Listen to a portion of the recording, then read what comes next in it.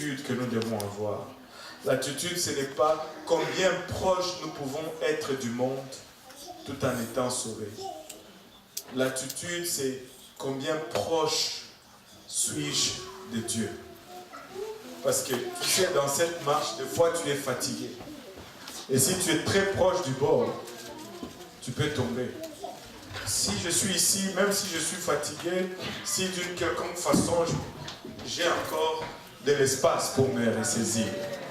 Je ne suis pas trop sur le bord parce que c'est dangereux d'être toujours sur les limites. Un chrétien ne vit pas constamment avec la question quant à savoir est-ce que c'est péché ou pas péché. Si tu es marié et que tu approches le mariage comme ça, ça ne va pas faire long feu. Ça ne va pas faire long feu. C'est-à-dire, tu fais seulement ce qui est essentiel. Tu achètes à ta femme une jupe, une blouse, une paire de souliers, et c'est tout. Ok, 2, parce qu'il faut nettoyer l'autre quand même.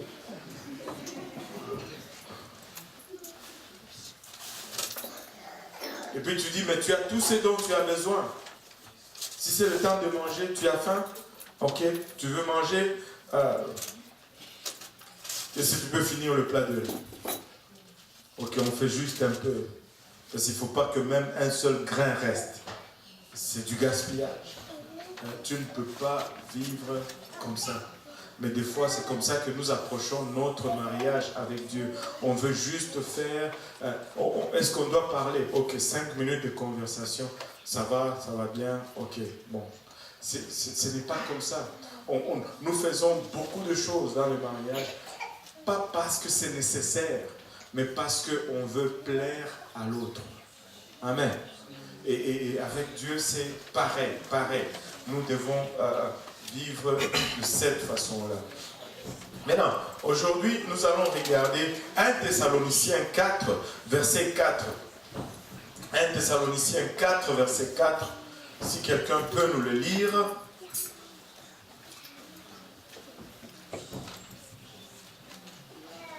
« 1 Thessaloniciens 4, verset 4.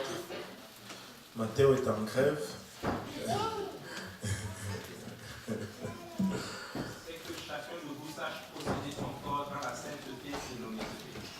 C'est que chacun de vous sache posséder son corps, premièrement dans la sainteté, enfin dans l'honnêteté. Ce n'est pas juste assez d'être saint, mais il faut être honnête dans notre sanctification. Je ne veux pas juste être saint quand on me regarde, ou à l'église, non, je veux être saint honnêtement. C'est-à-dire, membre de l'église ou pas membre de l'église autour de moi, je respecte le standard de sainteté. Amen. Et regardez ici, que chacun de vous sache posséder son corps dans la sainteté. Il n'a pas dit que chacun de vous sache posséder son cœur. Il a dit son corps. La sainteté adresse aussi le corps. Nous avons tendance à penser que la sainteté, c'est juste intérieur. Non, ça parle aussi du corps. Dans la toute dernière lettre qu'il a écrite, l'apôtre Paul a de nouveau souligné à Timothée combien il était important de mener une vie sainte, de rester fort, de ne pas s'emmêler avec le monde, de s'écarter de l'iniquité, de fuir les convoitises et de suivre la droiture. Écoute, notre travail comme chrétien, c'est vraiment d'éviter toutes ces choses que Paul énumère à Timothée. Il faut les éviter. Si tu veux marcher comme chrétien, tu dois éviter. Si tu veux être établi à produire le fruit, tu dois éviter ces choses. Amen. Il dit, il voulait que son jeune protégé, soit Timothée, soit un vase d'honneur, afin que sa vie puisse être utile et efficace dans le royaume de Dieu. Écoutez, la sanctification signifie littéralement la séparation. Et Dieu nous met à part. Mais comment il nous sépare? C'est qu'il nous enlève les choses qui consomment notre temps, qui ne produisent rien en fait. Et avez-vous déjà entendu parler de j'ai oublié le terme, tu sais quand l'émondage. Tu sais quand un arbre grandit, porte beaucoup de feuilles, mais il n'y a pas assez de fruits qui sont produits.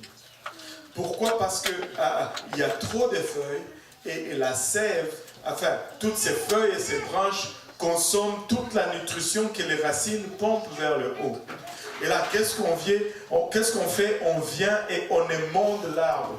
On taille les branches qui sont de trop. Tac, tchac, tchac, tchac, tchac, tchac, tchac. Et l'arbre qui était toute fière, qui s'est pavané avec la beauté, et dit hey, hey, et ça fait mal quand on coupe. Mais quand on émonde, cet arbre va produire encore plus de fruits. Et le Seigneur va émonder dans notre vie. Il va tailler les choses qui sont inutiles, les choses qui consomment le temps, les choses qui consomment l'énergie, les choses qui consomment même des fois nos finances, afin que nous puissions produire des fruits qu'il attend de nous. Alléluia. Et regardez 2 Timothée chapitre 2, 19 à 21. 2 Timothée 2, 19 à 21. Ça c'est Paul qui écrit à Timothée. Yes, Mathieu. 2 Timothée 2, 19. Néanmoins, le solide fondement de Dieu reste debout, avec ses paroles qui lui servent de sceau. Le Seigneur connaît ceux qui lui appartiennent, et quiconque prononce le nom du Seigneur, qu'il s'éloigne de l'iniquité. Quiconque prononce le nom du Seigneur, qu'il s'éloigne de l'iniquité. Il commence là. Si tu prononces le nom du Seigneur, éloigne-toi de l'iniquité. Amen. Continue. Dans une grande maison, il n'y a pas seulement de vases d'or et d'argent, mais il y en a aussi de bois et de verre et de terre. Les uns sont des vases d'honneur et les autres sont d'un usage vil. Si donc quelqu'un se conserve pur en s'abstenant de ces choses, il sera un vase d'honneur, sanctifié, utile à son maître, propre à toute bonne œuvre. Waouh! Quand il écrit à Timothée, Paul nous donne 4 caractéristiques qui distinguent les vases d'honneur. Les vases d'honneur, on ne les reconnaît pas ces caractéristiques. Moi, je ne sais pas pour vous, mais je veux être un vase d'honneur. Et vous voulez être un vase d'honneur. Vous ne voulez pas être un vase d'usage vil. Amen. Il dit, premièrement, le vase d'honneur s'éloigne de l'iniquité. Il s'éloigne de l'anarchie. Il s'éloigne du désordre. Écoutez, vous savez, dans la maison de Dieu, des fois, il y a un peu de tout. Et des fois, c'est Dieu qui permet ces choses. Mais si tu marches avec circonspection, tu sais où mettre tes pieds. Amen. Tu t'éloignes de l'anarchie, tu t'éloignes de l'iniquité. Ils ont été sanctifiés. Ils se mettent à part. Un vase d'honneur, non seulement il s'éloigne de l'iniquité, mais il se met à part. Quand tu dis sanctifier, le mot même sanctification ou sanctifier, d'où est-ce qu'il vient? Le mot sanctification vient de l'hébreu kadosh. Et kadosh signifie vraiment mettre à part. Ce qui était sanctifié était mis à part pour une utilisation particulière, pour une utilisation seulement pour le service de Dieu. Alors, on pouvait faire des vases ou des assiettes, mais les assiettes sanctifiées, on ne pouvait pas les utiliser pour manger tous les jours. On ne les utilisait que lorsque c'était le service du Seigneur. Et c'est comme ça que nous devons comprendre la sanctification. Nous sommes mis à part pour que Dieu puisse nous utiliser. Nous ne sommes pas pour tout usage vil du monde. Nous sommes précieux. Nous sommes mis à part. Vous savez, je ne sais pas, ici c'est moins visible, c'est moins clair, mais quand tu vas chez nous en Afrique, tu arrives à la maison, il y a toujours ces assiettes qui sont dans le meuble là au salon. Ces assiettes, ce sont les assiettes les plus chères. Et ils sont là, on les a payés cher, mais on ne les utilise pas. Tu oses toucher à ça et tu as des problèmes. Et c'est seulement quand les invités d'honneur sont là. Vous savez que quand ces assiettes sortent, il y a quelqu'un d'important dans la maison. Il y a quelqu'un d'important dans la maison. Et on va sortir ces assiettes, les fourchettes, on les met sur la table. Et c'est une cérémonie à la maison. Et nous sommes ce type d'assiettes. Nous sommes sanctifiés, mis à part seulement lorsque le roi est dans la présence. Là, on va sortir pour le servir. Et troisième point, ils sont utiles.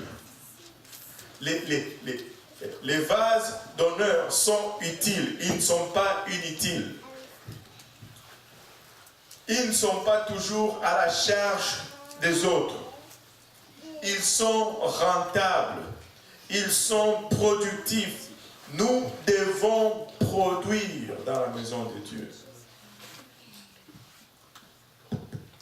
Nous devons produire dans la maison de Dieu.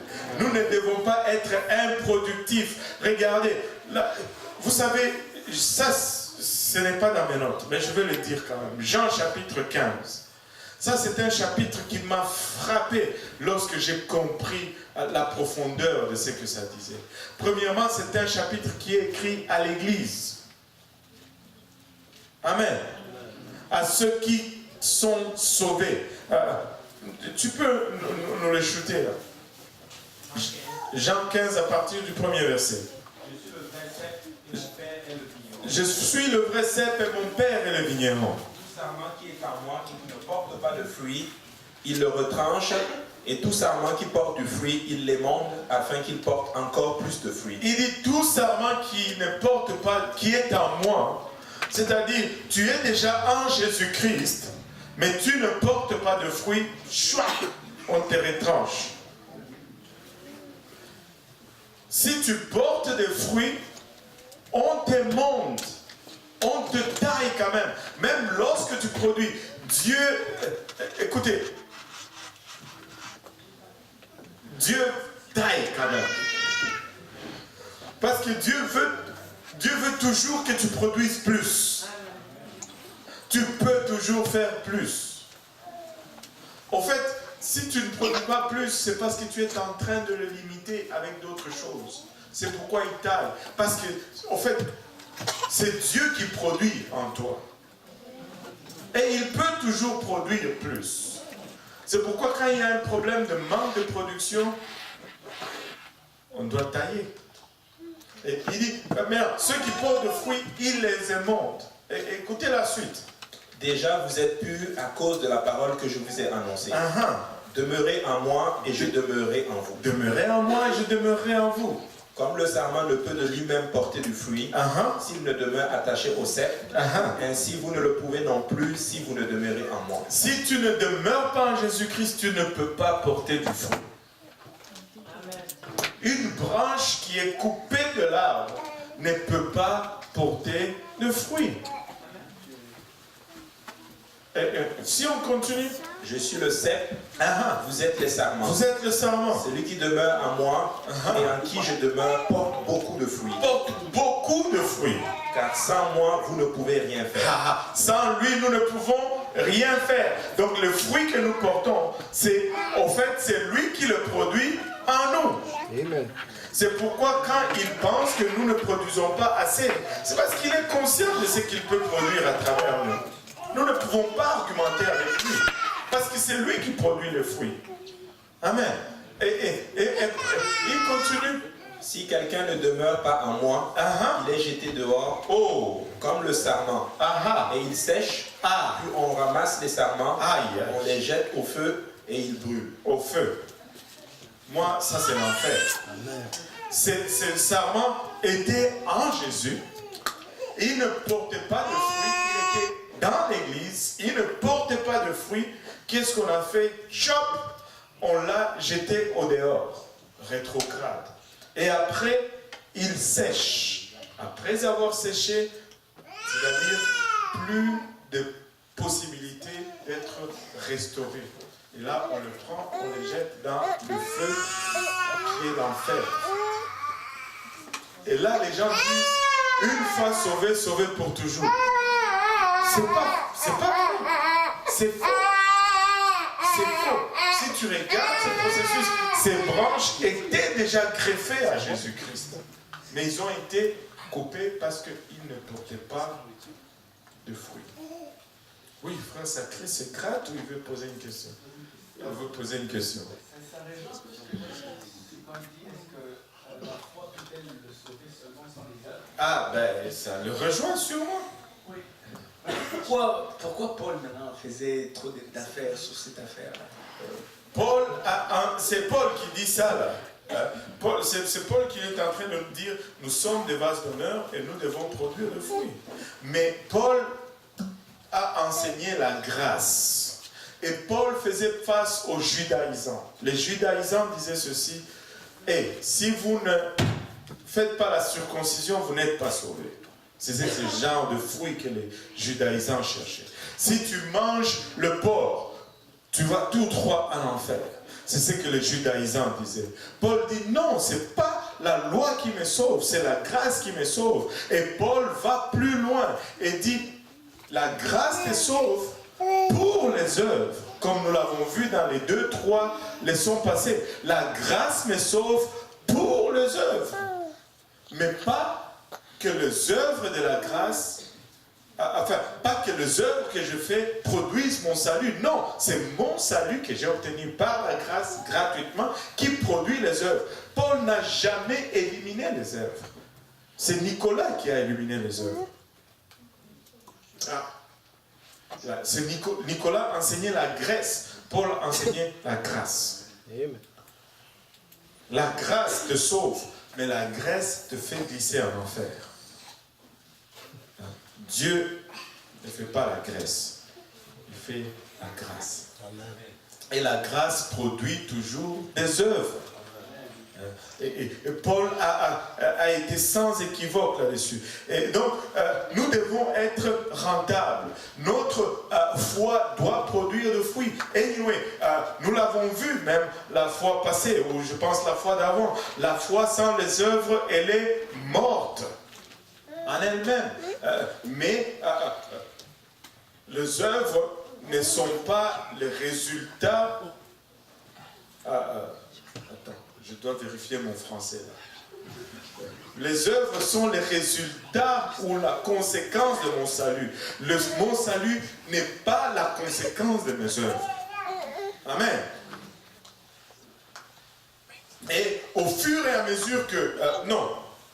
Quatrième point. Ils sont prêts à...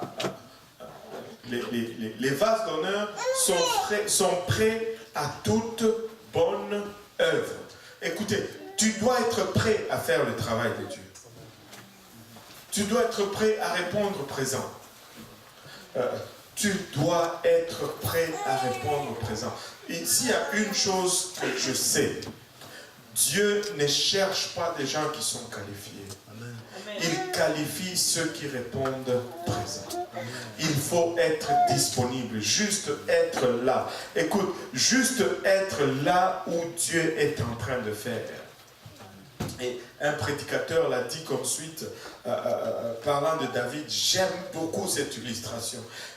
David connaissait Dieu. Amen. David connaissait Dieu. Oui. Ce que j'aimerais savoir, s'il vous plaît, est-ce que vous pouvez me dire dans quel passage contourne cette phrase, parce que j'aimerais faire la différence entre la loi et la grâce, parce qu'il y a des gens que je rencontre, donc quand on fait des débats bibliques, surtout les adventistes, et ça cite directement sur la loi, donc j'aimerais savoir Et où je peux trouver cette phrase justement pour en savoir plus? Ouais, ce n'est pas une question de phrase. Hein, c'est un concept que tu trouves dans plusieurs versets. On va regarder quelques-uns rapidement. On va reculer un peu. Si tu étais présent, on allait voir ça. Un style de vie. Regardez.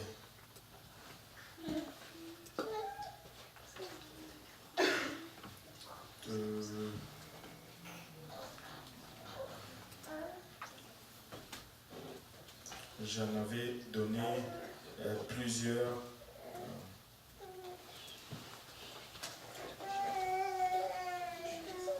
La sanctification, ok.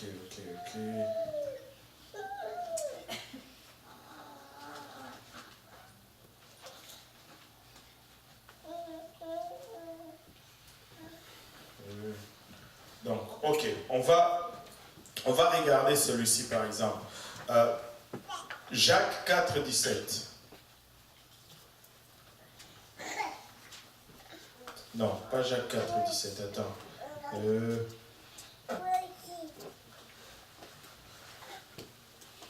Éphésiens 2, 8 à 10.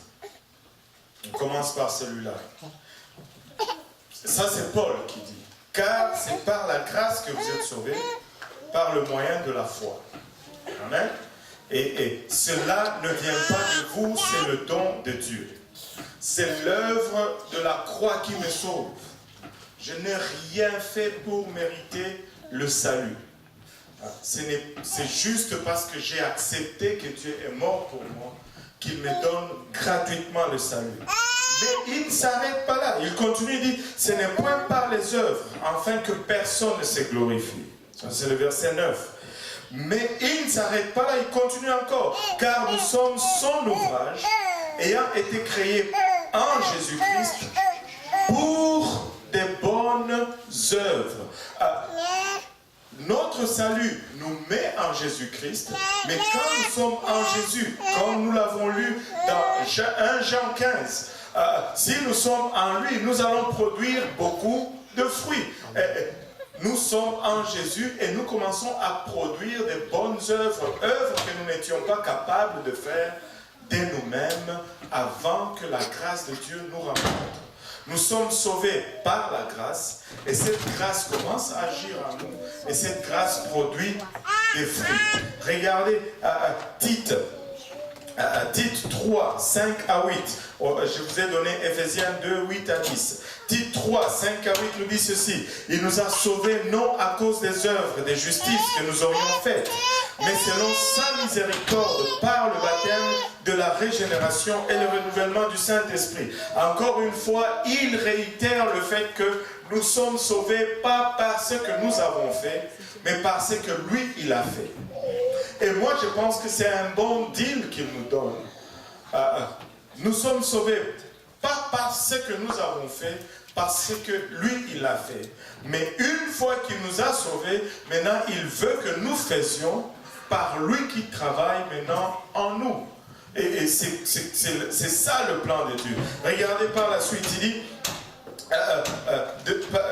il nous a sauvés non à cause des œuvres des justices que nous aurions faites, mais selon sa miséricorde par le baptême de la régénération et le renouvellement du Saint-Esprit. Verset 6, il nous dit qu'il a répandu sur nous avec abondance par Jésus-Christ notre Sauveur, afin que justifiés par sa grâce, nous devenions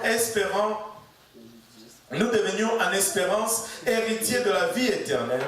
Et cette parole est certaine, et je veux que tu affirmes ces choses, au verset 8, afin que ceux qui ont cru en Dieu s'appliquent à pratiquer les bonnes œuvres.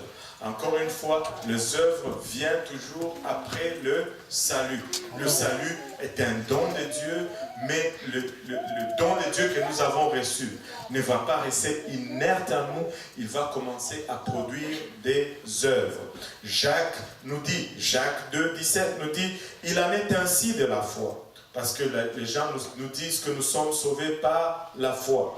Mais Jacques va nous dire comment la foi agit. Cette foi qui nous sauve, elle agit comment? Si elle n'a pas les œuvres, elle est morte en elle-même.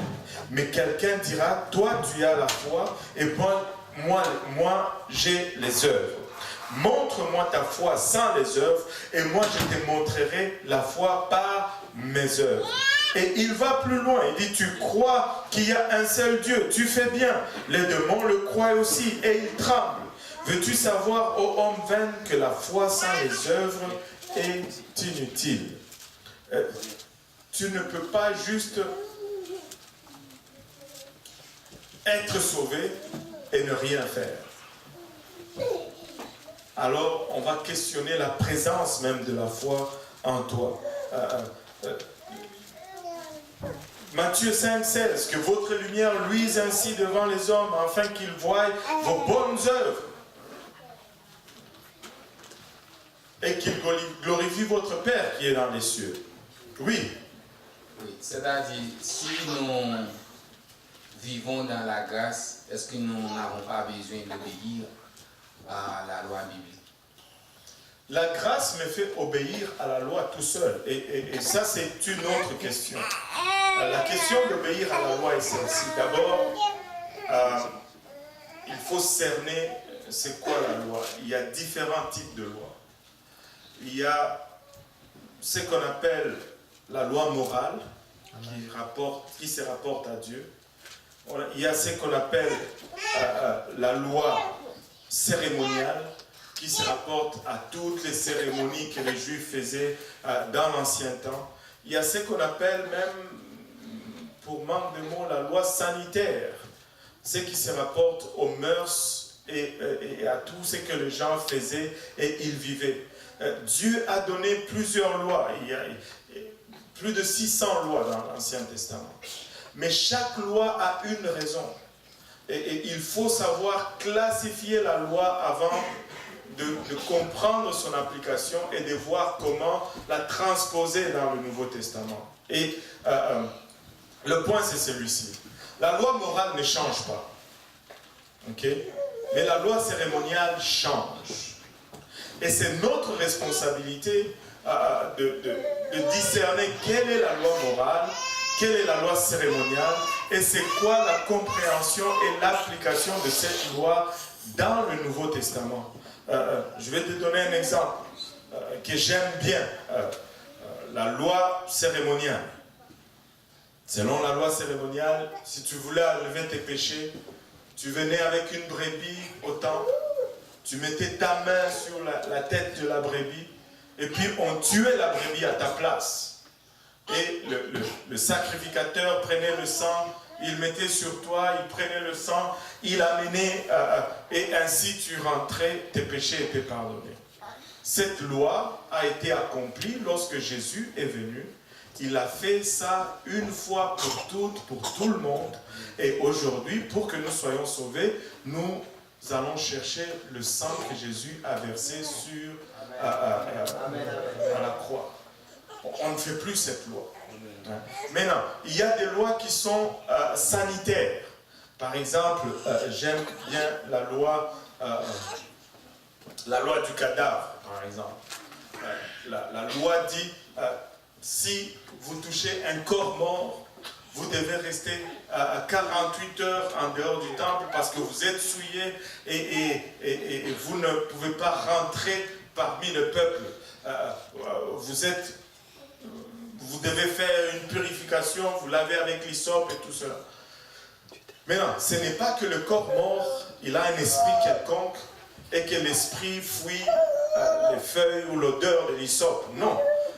Avec la science aujourd'hui, nous savons qu'un cadavre va faire sortir beaucoup de bactéries.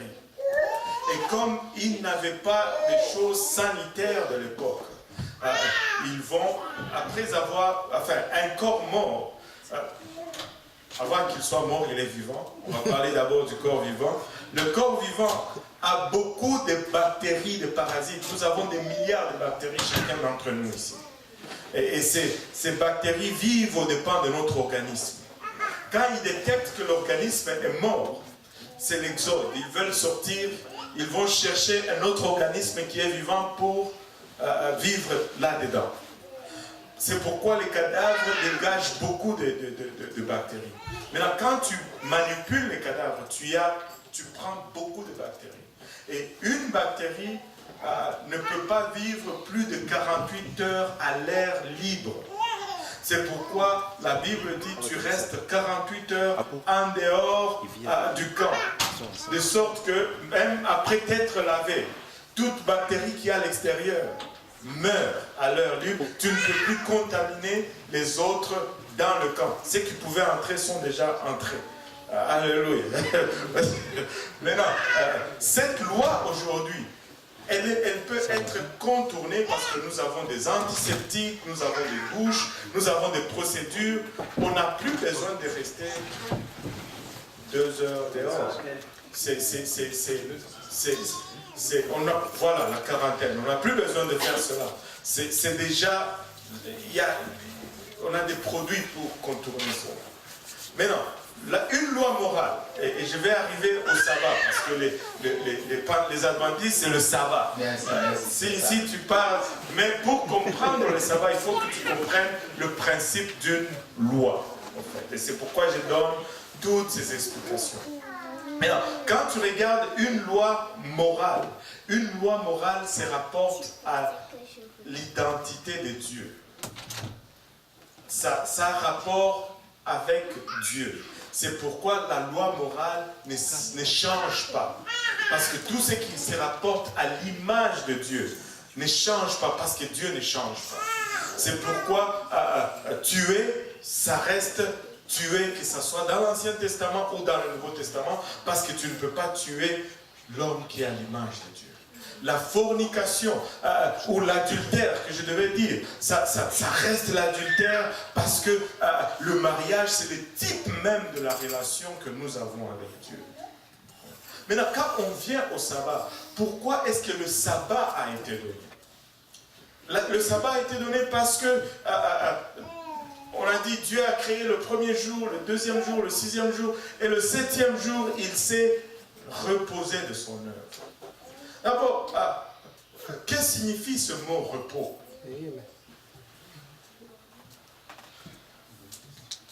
Dieu n'a pas besoin de repos.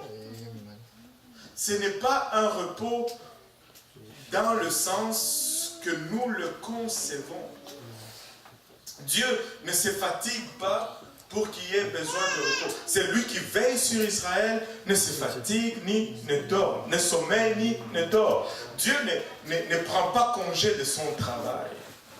Le sabbat, n'a pas été fait pour aider Dieu.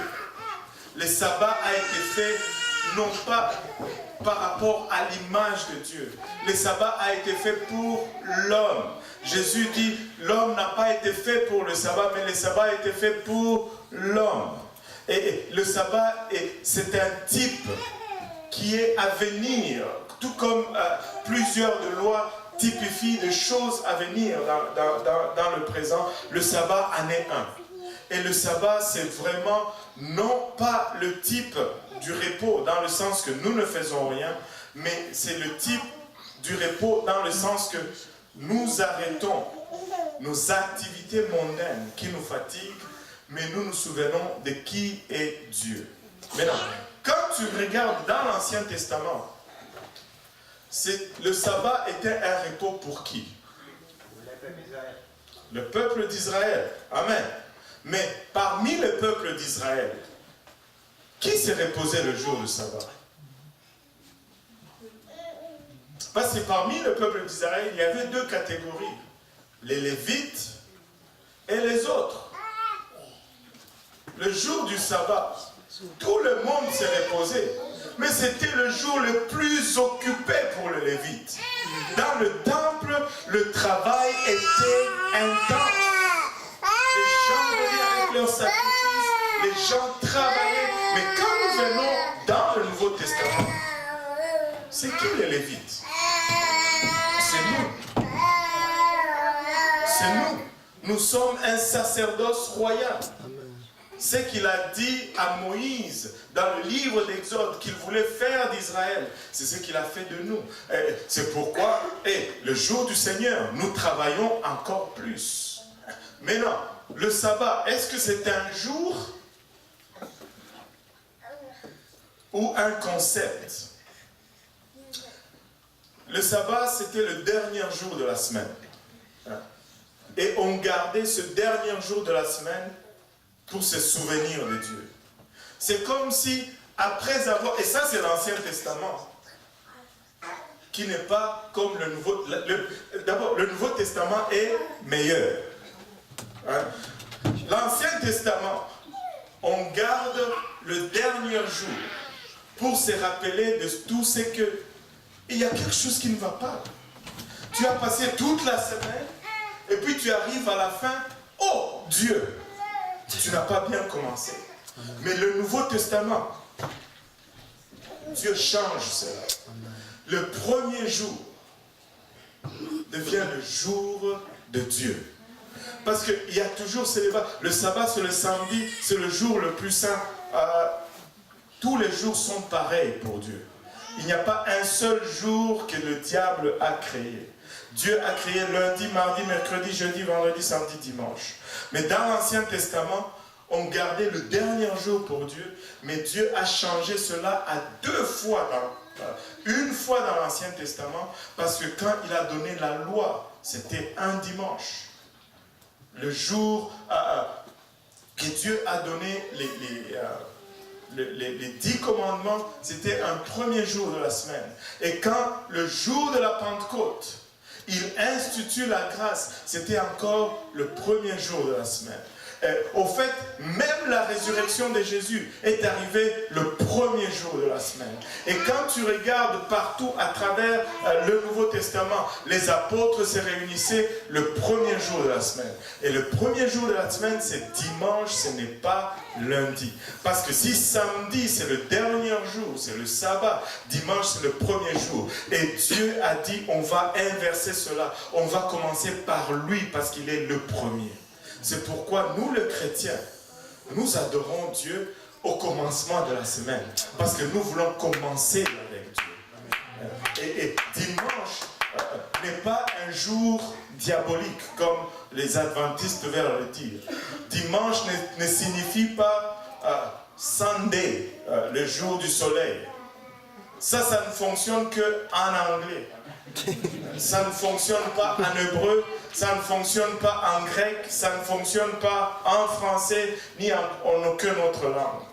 Jésus-Christ est ressuscité le jour de premier fruit, le premier jour de la semaine, parce qu'il est le premier ressuscité et il a tout chamboulé. Et regardez, même à leur sortie de l'Égypte, le Seigneur leur dit, ce mois-ci va être le premier mois de l'année. Dieu change les choses. Le sabbat, c'est un type de repos. Le sabbat, ce n'est pas un jour quelconque à respecter. Le sabbat, et là, quand tu viens dans le Nouveau Testament, au fait, notre sabbat pour le chrétien, c'est le Saint-Esprit.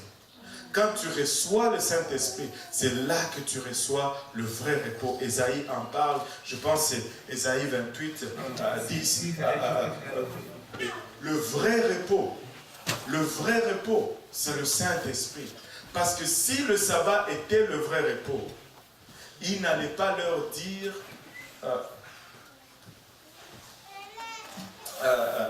ne manquez pas d'entrer dans le jour du repos. Je pense que c'est le livre d'Hébreux qui nous parle de cela. Je paraphrase parce que ce n'est pas du tout ce que j'ai préparé aujourd'hui. Mais le sabbat, ce n'est pas un jour. Le sabbat, c'est un concept en fait. Le sabbat, c'est le type même du Saint-Esprit. Le Saint-Esprit, c'est le vrai repos. C'est le vrai repos. Et pour nous,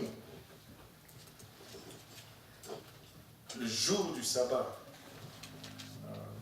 au fond, c'est à chaque fois que je parle en langue, je suis dans mon sabbat. Et Paul même en parle, il dit que personne ne vous juge sur les sabbats ou les jours. Parce que nous ne sommes plus... La loi était l'ombre des choses à venir. Mais si on reste dans la loi sans faire la différence entre ce qui est moral, ce qui est cérémonial, ce qui est social, ce qui est... nous risquons de continuer à regarder l'ombre alors que le réel est là à côté et nous passons sans le voir. Sans le voir. Et on peut revenir encore sur ces choses à un autre moment, avec une préparation plus profonde, avec toutes les références. Mais bref, la grâce est supérieure à la loi. Parce que la grâce te demande plus que la loi te demande. Ça, on a toujours essayé de nous faire croire que la loi est plus facile. Plutôt la grâce est plus facile, parce qu'ils pensent que la grâce, ce n'est rien faire. Non, la grâce est plus difficile que la loi. Juste un exemple facile. Je vais voir ma sœur Emmanuela ici. Elle dit, tu es chrétien? Oui. Tu as cru en Jésus-Christ? Oui. Tu es sous la grâce? Et non la loi? Oui. Je lui donne une gifle. Selon la loi, elle doit me donner aussi une gifle. Mais selon la grâce, elle doit donner l'autre jour que j'ai clac à l'autre jour. C'est quoi le plus difficile?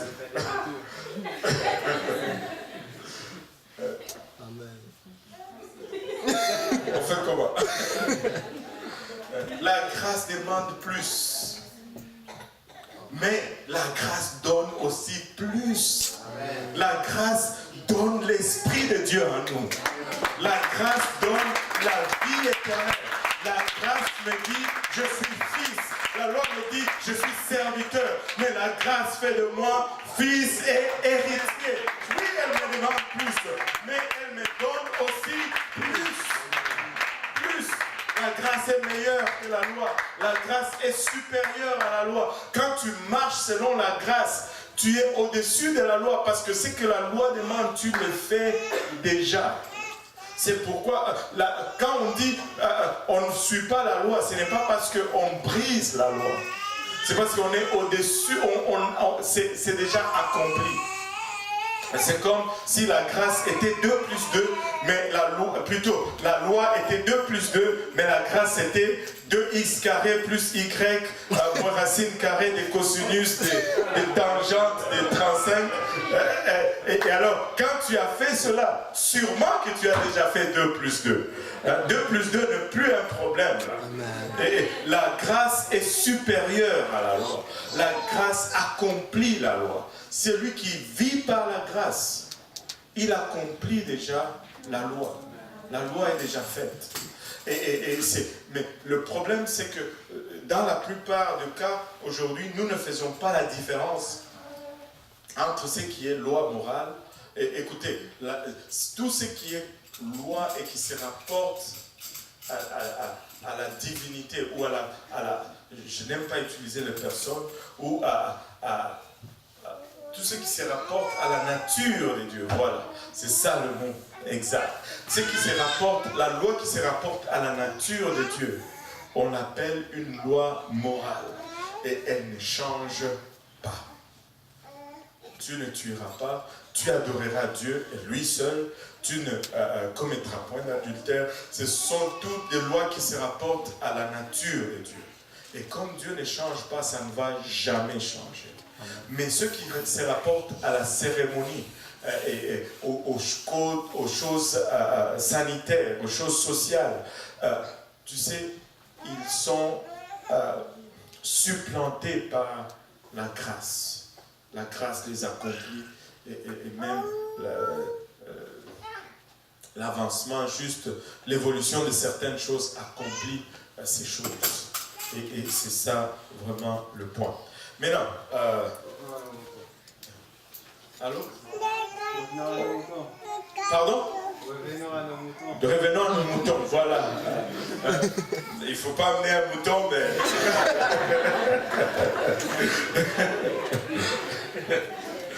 Alléluia. Alléluia. Voilà, revenons à... Bon, on va quitter le mouton, on va aller à la sanctification. Alléluia. Et c'est ça. On a du plaisir à étudier la parole de Dieu. Je ne sais pas pour vous, mais moi j'aime ça, j'aime ça. Alléluia. Regardez ceci. Maintenant, si nous remarquons vraiment la sanctification au fur et à mesure que vous dépassez le livre des Actes, avez-vous déjà lu... Ça, c'est Paul David. Il veut prêcher aussi. Alléluia. Maintenant, regardez ceci. Si vous commencez à lire votre Bible, si vous dépassez le livre des Actes et dans les épîtres écrites aux églises du Nouveau Testament, plus vous avancez dans le temps, plus vous avancez chronologiquement, plus vous allez remarquer une chose, que les avertissements deviennent de plus en plus retentissantes. Plus on s'éloigne du jour de la Pentecôte, plus les apôtres, attention, attention, attention, attention. Pourquoi? Parce qu'ils nous disent ceci: vous ne pouvez pas maintenir le salut sans la sanctification. C'est comme on dit que l'eau est toujours la plus pure à la source. Et plus tu t'éloignes de la source, moins l'eau devient pure. Et aussi, nous comme Église, notre source, c'est le jour de la Pentecôte. Et plus on s'éloigne dans le temps, plus on voit cette eau devenir contaminée. Plus on voit des fausses doctrines qui s'élèvent ça et là. Et c'est pourquoi plus tu vois que le temps avance, plus les apôtres deviennent plus sévères et plus insistants. Et ils donnent plus d'avertissements. Ils disent attention, attention, vous ne pouvez pas maintenir votre salut sans la sanctification. Vous ne pouvez pas garder votre salut sans la sanctification. Regardez ce verset. Oh, j'aime ce verset. Jude chapitre 1, versets 3 à 5. Jude.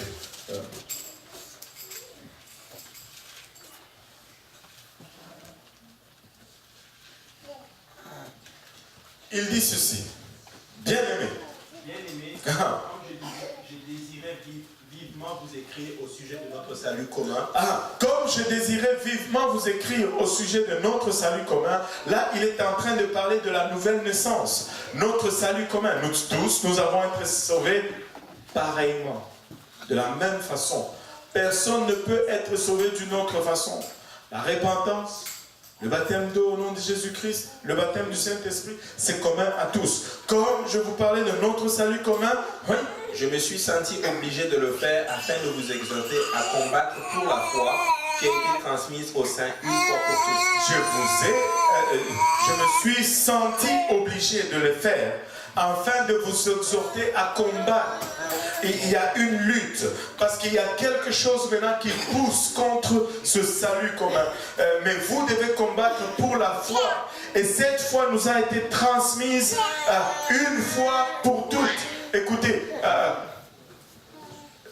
il n'y a pas un autre évangile. Il n'y a pas une autre doctrine. Ça nous a été transmis une fois pour toutes. En fait, la Bible dit que même si un ange descendait du ciel et qu'il venait te dire un autre évangile que celui-ci, qu'il soit anathème. Parce qu'il n'y a pas un autre évangile, il n'y a pas une autre façon d'être sauvé. Cette foi que nous avons reçue, elle nous a été transmise une fois pour toutes. Verset 4. Car il s'est glissé parmi vous. Il s'est glissé parmi vous. Certains hommes dont la condamnation est écrite depuis longtemps.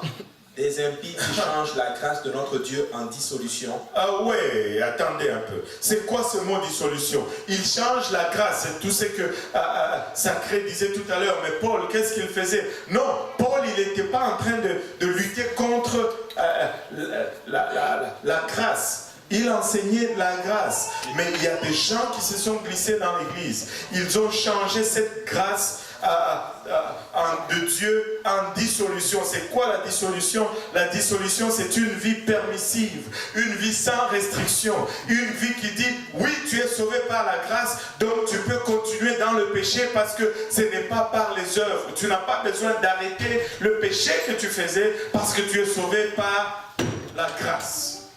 Et ça n'a jamais été la doctrine des apôtres.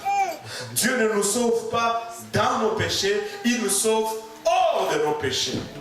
Il nous sauve dès nos péchés. Nous ne pouvons pas être sauvés et continuer à vivre dans la fornication. Quand Dieu te sauve, tu étais fornicateur, tu arrêtes de forniquer. Tu étais voleur, tu arrêtes de voler. Tu étais un assassin, tu arrêtes. Et vous savez que Dieu peut sauver même des assassins. Amen. Alléluia. Il peut le faire. Mais Dieu, quand, tu sais, tu étais prostitué, tu arrêtes la prostitution. Tu étais voleur, Dieu nous sauve hors de nos péchés. Maintenant, nous ne pouvons pas continuer une vie de dissolution. Mais il y a des gens qui se sont glissés dans l'église. Ils se disent, tu es sauvé par la grâce. Tu n'as besoin de ne rien faire. Continue ta vie, papa ou maman. Et là, et qui renie notre seul Maître et Seigneur Jésus-Christ. Parce que si tu fais cela, tu es en train de renier Jésus. Tu sais que résister la sanctification, c'est résister Jésus. Ce n'est pas résister à un prédicateur, c'est résister Dieu lui-même. Continue. Je veux vous rappeler à vous qui savez fort bien toutes ces choses, que le Seigneur, après avoir sauvé le peuple et l'avoir tiré du pays d'Égypte, fit ensuite périr les incrédules. Wow! Je ne sais pas si vous le voyez là. Malheureusement qu'on n'a pas d'écran là. Mais je vais le relire quand même. Après avoir sauvé le peuple, il les a... Nous disons toujours que l'Égypte, c'est le type du... Amen. Après les avoir fait sortir d'Égypte, après qu'ils aient obéi à l'évangile, ils ont traversé la mer Rouge. Mais ils ont continué dans leur incrédulité. Et tous ceux qui étaient incrédules sont morts dans le désert. Il ne faut pas juste quitter l'Égypte. Encore, il faut rentrer dans la terre promise. Il n'est pas juste question de commencer ce voyage. Il faut arriver au bout de ce voyage. Je ne veux pas juste quitter le monde, mais je veux entrer au ciel. Je ne veux pas être pris en cours entre le monde et le ciel. Je vais raconter encore cette histoire. Bon, j'ai oublié son nom. Son nom est juste là. Vous avez, la plupart d'entre vous, déjà entendu cette histoire. Cet homme qui était en Zambie, et la bière nationale de la Zambie, ça s'appelle le Mosi. Est-ce qu'il y en a qui ont été en Zambie ici? Non. Ok. Ça s'appelle Mosi. Et lui, il aimait Mosi. Et lui, il disait, il disait, ni toi, Timothée.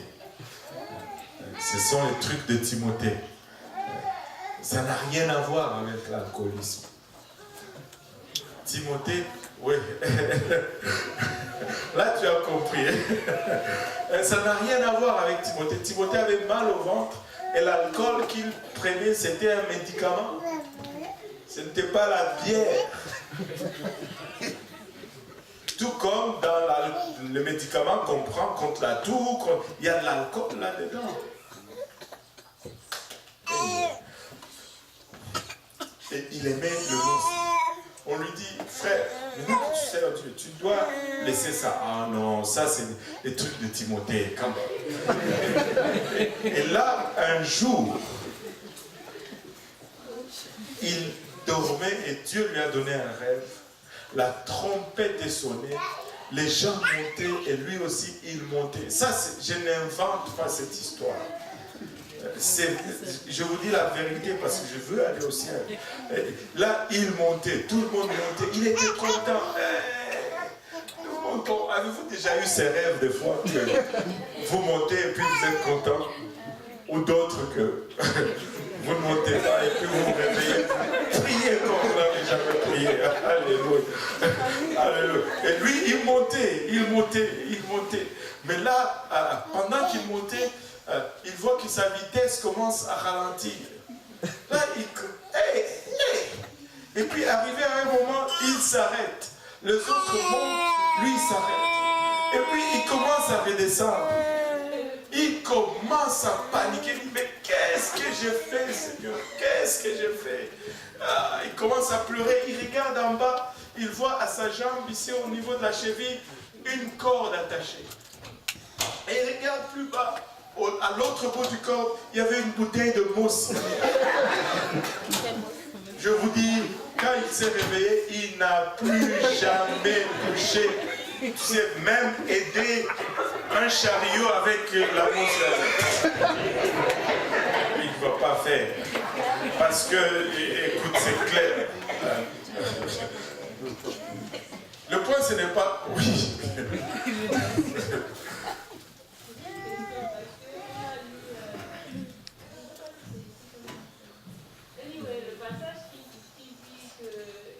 Beaucoup d'appelés mais peu d'élus. Ah oui, on a lu un truc comme ça. Hein? Un truc comme ça. On ne lit pas des trucs ici, qui sait. Bon, on a lu un passage comme ça.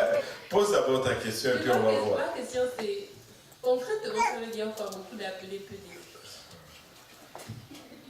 Non, parce qu'il faut qu'on sache. Donc toi, tu veux dire que... Bon, je vais d'abord dire ce qu'il ne faut pas qu'on sache, ok? Toi, tu veux dire que, bon, ça tend à dire que, Dieu connaît déjà ceux qui vont être sauvés. Ok. Beaucoup d'appelés. Très, très simple. Quand Jean 7, 34. Alléluia.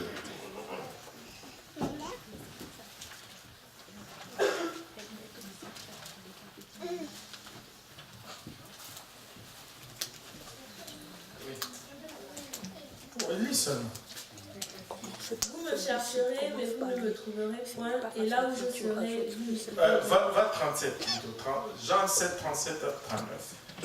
Et en la dernière et grande journée de la fête, Jésus se trouva là criant et disant, si quelqu'un a soif, qu'il vienne à moi et qu'il boive. Alléluia. Celui qui croit en moi, selon ce que dit l'Écriture, des fleuves d'eau vive découleront de son ventre. Alors, quand il s'élève, qu'est-ce qu'il fait? Il appelle. Que celui qui a soif, combien il a appelé? Tout le monde. Combien d'appelés? Beaucoup. Tous nous sont appelés. Mais qui vont vraiment répondre à l'appel? Tout le monde va répondre à l'appel. Peu vont répondre.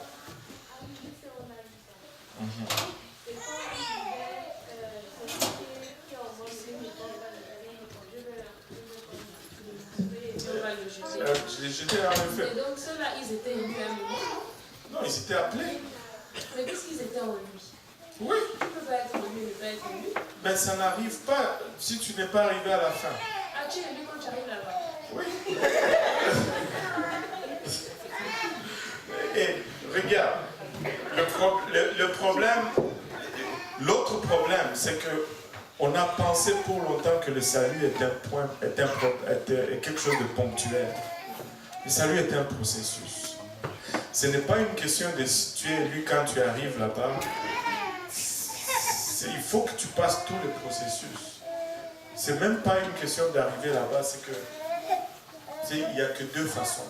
Il faut que tu tombes par en avant ou que tu montes tout droit.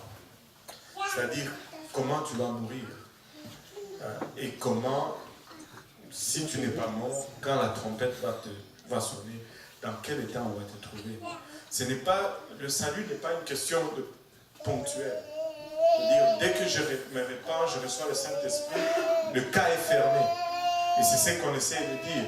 Et c'est pourquoi cette doctrine qui dit une fois sauvé, sauvé pour toujours, c'est une doctrine qui vient directement de l'enfer. Et c'est par là que Nicolas avait commencé, pour induire tout le monde en enfer et au fait faire la promotion de la mondanité dans l'Église. Et d'où la grâce presse, au fait. Parce que mon salut, c'est quelque chose de ponctuel. Le jour que je me suis repenti, ça a été fait, c'est scellé, je ne peux plus le perdre. C'est pas ça. Le salut, c'est un processus. Et dépendamment où tu te trouves dans le processus, c'est comment tu réponds à ce processus. Parce que, regarde, pour le pécheur, le salut signifie une chose. Mais pour celui qui a déjà obéi à l'évangile, le salut signifie une autre chose.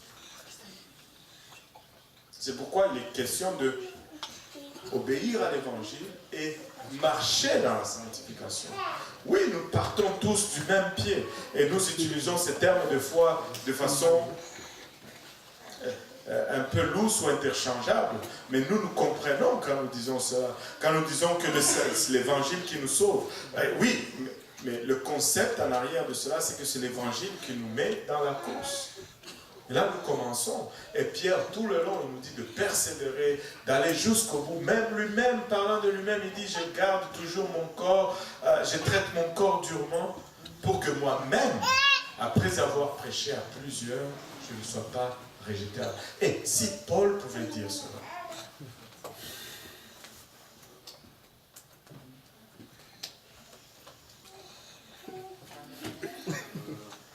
si Paul pouvait dire cela, nous devons nous traiter durement, encore plus que lui. Avec tout ce qu'il a fait, avec tout ce qu'il a enduré. Si lui, il avait peur de perdre son salut, je me demande d'où est-ce que nous tirons l'idée que nous ne pouvons pas perdre notre salut.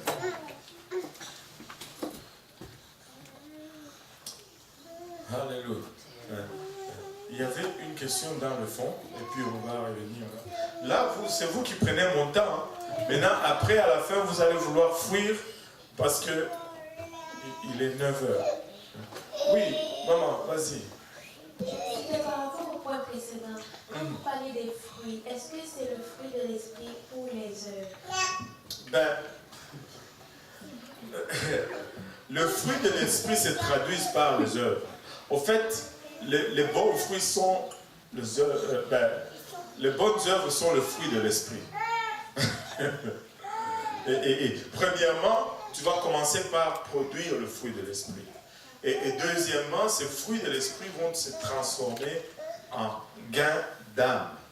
Parce qu'au fait, l'économie du royaume, ce sont les âmes. C'est même le fruit de l'esprit. Vous pensez que c'est pourquoi? Pour gagner les âmes, la patience, la douceur, la tempérance, la bénignité, c'est pour qu'on puisse attirer plus d'âmes. Éventuellement, les fruits, ça va se traduire toujours par les âmes. Mais pour que nous puissions avoir ces âmes, il faut que nous produisions le fruit de l'esprit. Et tout ce que nous faisons doit être... Vous savez que même notre sanctification, c'est pour les âmes. La première âme qui en bénéficie, c'est la nôtre. Mais après, quand les autres nous regardent, ils disent, mais c'est quoi ça? Laisse-moi te raconter. Non? Il y a un Dieu qui m'a transformé. Quelqu'un qui te voyait habillé dans une extra mini-jupe.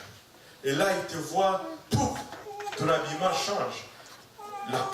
Certains d'entre vous m'ont dit, vous-même, que quelqu'un avec qui on était à l'école me rencontre dans le métro et dit, mais qu'est-ce qui t'est arrivé? Tu lui dis, attends que je t'explique ce qui m'est arrivé. J'ai rencontré Jésus de Nazareth. C'est notre lumière. La sanctification ne laisse pas le monde indifférent. Ça dérange.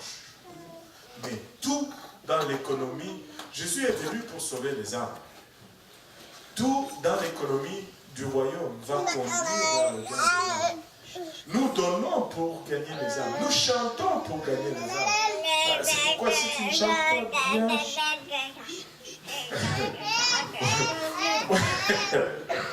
Alléluia. Il dit, aide-nous à garder les âmes dans l'église. Alléluia. C'est pour gagner les âmes. Bon.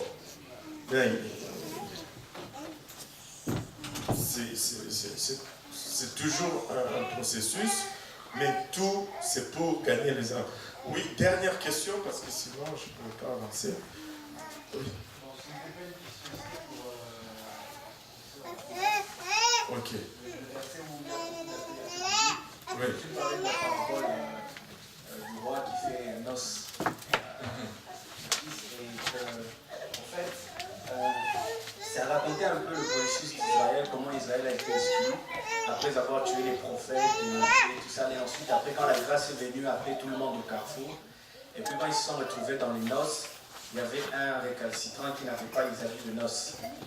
Et on l'a demandé, mais que fais-tu ici sans habits de noces? Et tout ça là, et c'est là qu'il a dit à la fin, il y a beaucoup d'appelés et peu de lui dans Matthieu 22. Et ça fait peur en fait. Oui. Vous voyez, lui, il était dedans, mais il n'était pas habillé. Vous pensez que l'habillement c'est juste un jeu. Lui, il était déjà dedans, mais il n'avait pas le bon habillement. On lui dit, the war. Et puis aussi, moi je pense personnellement que le fruit de l'esprit, en fait, ce sont les œuvres de l'esprit. Pourquoi? Parce que quand on parle de ça dans Galates, on oppose ça aux œuvres de la chair.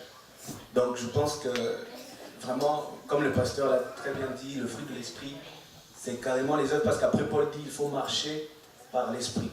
Donc en fait, en obéissant à l'amour, à la joie, on produit certaines œuvres qui sont totalement naturelles, comme aimer son prochain, comme aider et ne pas transmettre une mauvaise humeur, beaucoup de choses en fait. Donc c'est vraiment relatif aux œuvres. Les fruits sont ce que nous devons produire comme œuvre. Et tout est conduit au gain des âmes. L'économie du royaume, ce sont les âmes. Amen. Et il les a sortis de l'Égypte, mais ils ont péri dans le désert. Pourquoi? Parce qu'ils sont restés incrédules. Et leur incrédulité n'était pas de croire dans le message qui sauve. Leur incrédulité était vraiment de marcher maintenant en obéissance dans la voie de Dieu. Parce que quand le message qui sauve a été prêché, ils l'ont fait. Ils ont pris le sang de l'agneau, ils l'ont mis sur leur porte et leur linteau. C'est pourquoi l'ange de la mort est passé par-dessus eux. Et c'est comme si tu obéis à l'évangile, et puis là tu commences à lutter maintenant avec l'œuvre de transformation que Dieu veut faire en toi. Et c'est une place dangereuse, parce que tu peux mourir en milieu de chemin. Ils avaient mis le sang, ils avaient quitté l'Égypte. Mais en chemin, ils ont commencé à lutter contre Dieu. Maintenant, j'allais commencer à répondre à quelques questions générales avant de regarder les normes spécifiques. Mais il est déjà 21h11 et bon,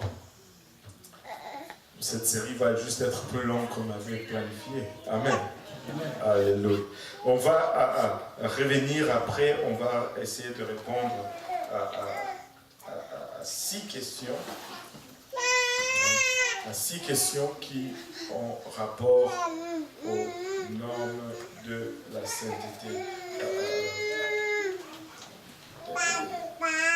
Ce sont des questions générales que nous nous posons très souvent. Quelles sont les normes de sainteté et pourquoi est-ce que ça devrait être important pour vous, par exemple? Ou pourquoi les normes de sainteté sont-elles si peu fréquemment ou mentionnées dans les Écritures? Ou n'avons-nous pas besoin de plusieurs versets pour confirmer chaque norme que nous enseignons? Combien de versets ça me prend pour que je dise, bon, ça, c'est ça la volonté de Dieu. Tu vois? Des choses comme pourquoi existe-t-il plus de normes pour les femmes dans la Bible que pour les hommes? On va regarder tout cela. La sainteté intérieure n'est-elle pas plus importante que la sainteté extérieure? Pourquoi vous passez tant de temps sur l'apparence extérieure? Et pourquoi vous ne parlez pas de ce qui est dans le cœur? Et on va regarder toutes ces questions et puis après, on va parler de normes spécifiques. Notre habillement en tant qu'homme chrétien, notre habillement en tant que femme chrétienne, notre comportement, notre attitude. Nous allons parler de nos attitudes et nous allons parler de nos ornements. Nous allons parler de notre des cheveux pour les femmes surtout et pour les hommes aussi. Vous savez, il y a de ces choses qu'on enseignait pour les femmes, mais qui aujourd'hui, on doit mettre encore plus de temps pour enseigner ça aux hommes parce que le diable a littéralement dénaturé la nature, si je peux dire. Non seulement on ne fait pas ce que Dieu dit, mais on va à l'extrême. On bouleverse même la nature des choses, en fait. On va tellement loin dans le péché. On va même contre nature, en fait.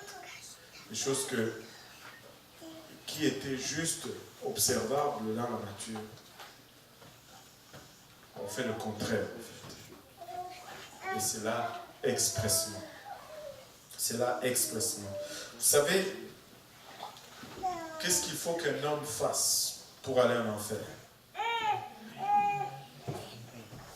Rien. Tu n'as besoin de ne rien faire pour aller en enfer. Mais si tu veux aller au ciel, il faut que tu fasses quelque chose. Il faut que tu fasses quelque chose. Et aujourd'hui, non seulement les hommes ne font rien, mais ils vont dans l'autre côté, ils font l'abomination. Il y a un temps où juste ne rien faire, c'était notre combat. Mais aujourd'hui, ils font pour aller en enfer. Ils font expressément pour aller en enfer. Et c'est dans cette société que nous sommes en train de vivre aujourd'hui. Une société tordue, une société où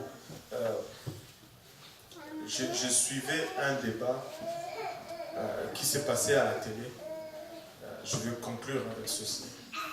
Là, il y avait une femme. Moi, je vais dire, c'est une femme. Et qui disait qu'elle n'a pas de genre. N'est ni homme, ni femme. Donc, il faut s'adresser à elle comme la chose, ou je ne sais pas quel terme utiliser. Si tu dis, mais si tu utilises un pronom féminin avec elle se fâche. Elle dit que tu veux me définir selon ta conception.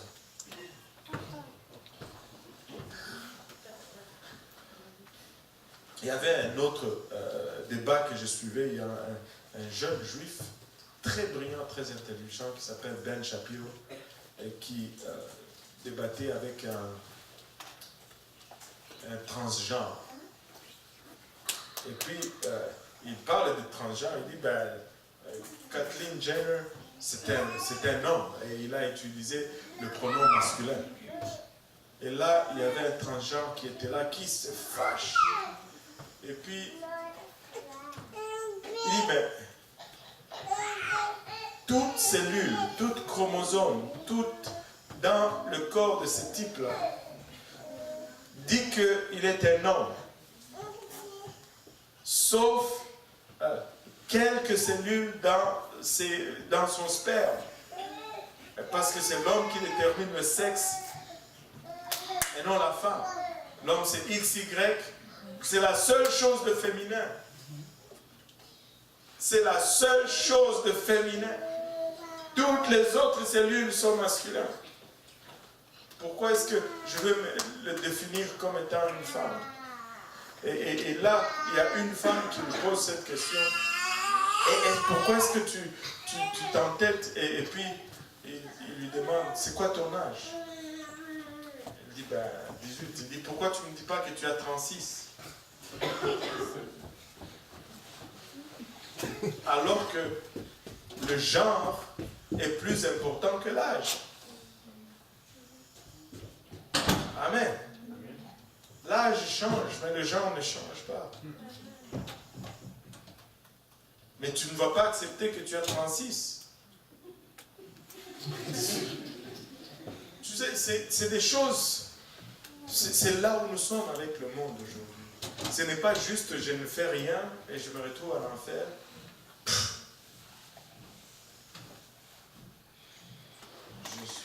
On est en train de faire des abominations. Écoutez, si nous allons faire la différence, nous allons être radicaux pour Jésus-Christ. Nous n'allons pas donner même un seul pouce de compromis. Laissez-moi vous dire, le diable est radical dans le mal. Le diable est à l'extrême dans le mal.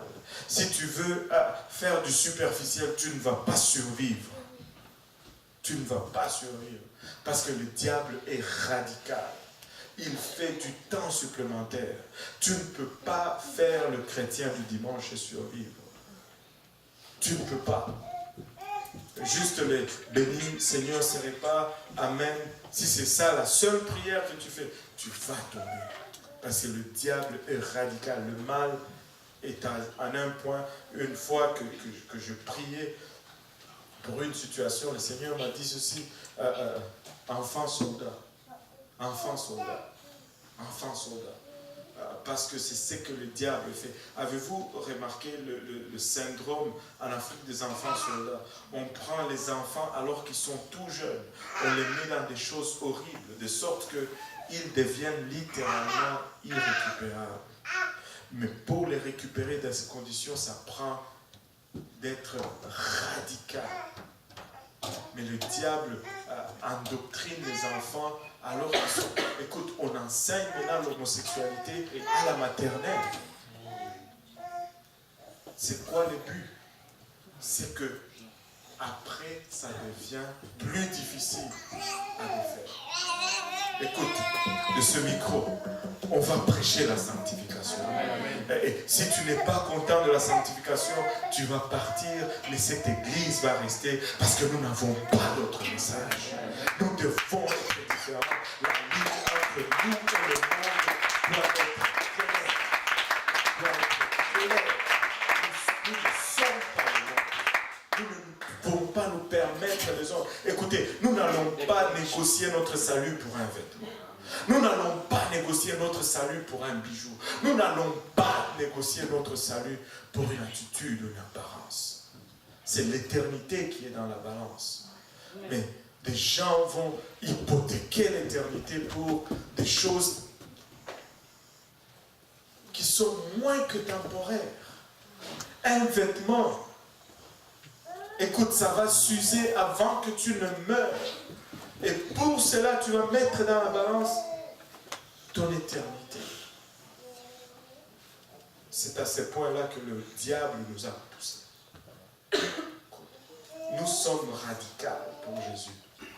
Et nous allons rester radicaux pour Jésus. Vous savez, le mot radical vient, je pense, si mon latin est bon encore, ça vient de la racine.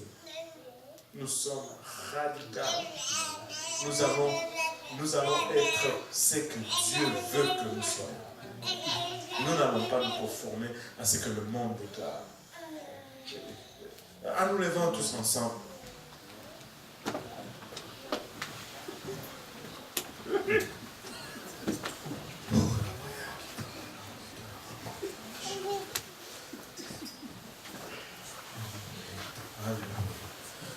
Seigneur, nous te rendons grâce encore une fois, Papa, pour ton amour, ta bonté, ta fidélité. Papa, nous te remercions pour ta présence en ces lieux, Seigneur. Et nous prions, Papa, que le zèle de ta maison nous consume, Seigneur. Nous prions, Seigneur Jésus-Christ, que le désir, Papa, alléluia, de nous conformer à ta parole, Seigneur. Papa, submerge, Papa, il abachate à toute attraction de ce monde, Seigneur. Papa, tu nous as appelés à te ressembler, Seigneur. Et nous ne voulons, Papa, rien de moins, Seigneur. Notre désir, c'est rien de moins ni rien de plus que ta volonté, Seigneur Jésus-Christ, Père. Encore une fois, Seigneur, nous allons le réitérer. Mieux vaut 6 avec toi au ciel, Papa, que 6000, Papa, cloués sur cette terre de misère qui va être consumée dans le feu, Seigneur Jésus-Christ. Père éternel, aide-nous à réaliser, Seigneur. Ouvre notre compréhension, Seigneur Jésus-Christ, Papa. Ouvre notre entendement, Seigneur Jésus-Christ, Papa, que nous puissions, Papa, réaliser où ce monde se trouve, afin que nous puissions, Papa, être conscients de ce à quoi tu nous appelles, afin que nous puissions faire, Papa, la différence, non seulement pour nos vies, mais pour tous ceux autour de nous, Seigneur Jésus-Christ, Papa. Amène-nous, Papa, à t'aimer, Seigneur, passionnellement. À t'aimer, Seigneur, avec toute fibre à nous, Seigneur Jésus-Christ. Que tu sois réellement premier dans nos vies, Seigneur Jésus-Christ. Aide-nous, Seigneur, à respirer ta parole, à vivre ta parole, à nous conformer à celle-ci, Seigneur. Aide-nous à marcher avec assurance, Seigneur Jésus-Christ, dans ce chemin que tu ouvres devant nous, Seigneur Jésus-Christ. Papa, équipe-nous pour faire face, Seigneur, à la poussée de ce monde, Seigneur. Papa, ce monde pousse et voudrait s'infiltrer, Papa, dans ton église, Seigneur. Papa, donne-nous la force de nous tenir dans la brèche, Papa. Donne-nous, Papa, le zèle de déclarer tes oracles, sans crainte ni faveur, ni hésitation, Seigneur Jésus-Christ, Papa. Il abachate, que ce saint zèle, Papa, nous consume, ô éternel, Papa. Il abachate. Papa, ne permets pas, Seigneur, que nous compromettions, Seigneur. Ne permets pas le compromis parmi nous, Seigneur Jésus-Christ. Permets-nous de nous tenir, Seigneur Jésus-Christ, Papa. Et que cette parole, Seigneur, il abachate que nous déclarons, puisse trouver une place dans nos cœurs où elle va produire, Papa, de fruits. Et que ce soit des fruits, Papa, dignes de sanctification. Que ce soit des fruits, Papa, il abachate à la parole, digne de la vie éternelle, Seigneur Jésus-Christ. Papa, étends ta main sur chacun de nous, Seigneur Jésus-Christ, Papa. Rencontre-nous, chacun de nous, au lieu de nos besoins, Seigneur Jésus-Christ. Rencontre-nous au lieu de nos besoins, Seigneur. Rencontre-nous, Papa, au lieu de nos besoins, Seigneur Jésus-Christ. Rencontre-nous, Père, au lieu de nos besoins, Seigneur. Sonde-nous et connais-nous, Seigneur Jésus-Christ. Et révèle encore une fois, Papa, ta grandeur, Papa. Révèle encore une fois, Papa, ta divinité, Seigneur. Révèle encore une fois ta sainteté parmi ton peuple, Seigneur. Alléluia. Au nom de Jésus. Au nom de Jésus. Au nom de Jésus. Je veux juste dire ceci. À chaque fois qu'Israël s'est sanctifié, Israël était imbattable. Et à chaque fois qu'Israël tournait dos à la sanctification et qu'il se mêlait au monde, Israël ne pouvait même pas tenir devant l'ennemi le plus faible. Écoute, autant l'Église va être sanctifiée, autant l'Église sera imbattable. Et si nous délaissons la sanctification, nous allons devenir juste un autre club social comme tous les autres clubs sociaux qu'on trouve dans le monde aujourd'hui. Serrez la main de votre voisin et dites-lui, nous sommes appelés à être saints.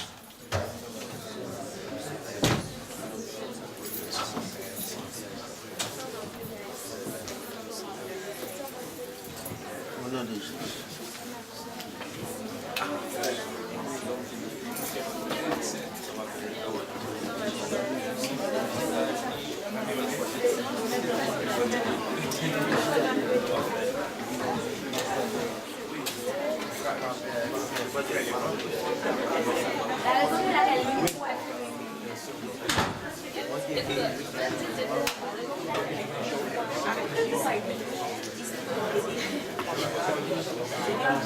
What